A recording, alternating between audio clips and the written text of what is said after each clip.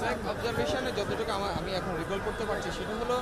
উনি প্রায় যেভাবে হোক না কেন 4 বারের প্রধানমন্ত্রী ছিলেন শেখ হাসিনা।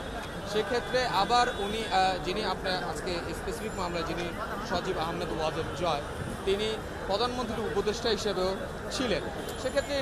তিনি একটা দেশের প্রধানমন্ত্রীর ছেলে হিসেবে রায়ের ভিতরে কিন্তু বিজ্ঞ আদালত কিন্তু স্পেসিফিকলি একটা ওয়ার্ড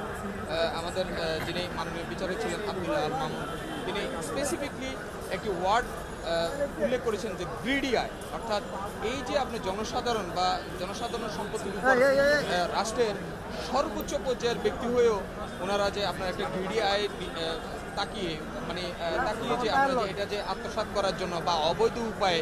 দুর্নীতির মাধ্যমে ওনারা এটা গ্রহণ করার চেষ্টা করেছেন, সেটাকে উনি অত্যন্ত আশ্চর্য হয়েছেন এবং এটাকে ডিসকারেজ করেছেন। এবং ভবিষ্যতে যারা রাষ্ট্র পরিচালনায় থাকবেন অথবা যারা সরকারি কর্মকর্তা রয়েছেন অথবা এই ধরনের সুযোগ নেওয়ার যাদের আসলে সুযোগ রয়েছে তাদেরকে তাদের জন্য এই রায়টা দৃষ্টান্ত হিসাবে আপনার রেখেছে।